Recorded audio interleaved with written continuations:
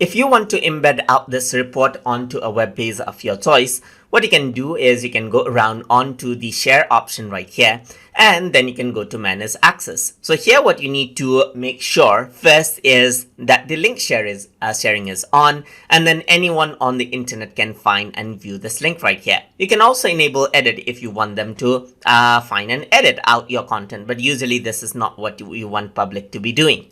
So I'm just going to go around and say anyone on the internet can find and then view. And now what you can do is you can go around and generate out something called an embed link. So to do that, you can go to file and go to embed report. And over here, you can go around and enable embedding right here. So you need to click on this if it is not already.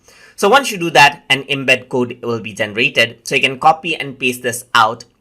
That is, this is an HTML code right here onto a web page of your choice. So you can go around and set the width and height right here according to how you want. So I'm just going to set 1000 by 750 right here, and then I'm going to go around, copy this out, or you can also click on copy to clipboard right here.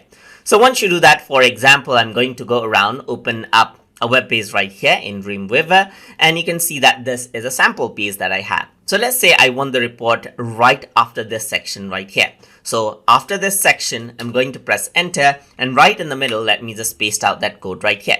So once I do that, I'm going to go to live preview just like this, and you can see the report content right here just like this. So this is within the iframe, and you can see the report right here just like this. And that is how you can use the embed code to embed out your Google Data Studio report to a web page of your choice. So hope you guys learned something as always. And as always, please like, comment, share, and subscribe.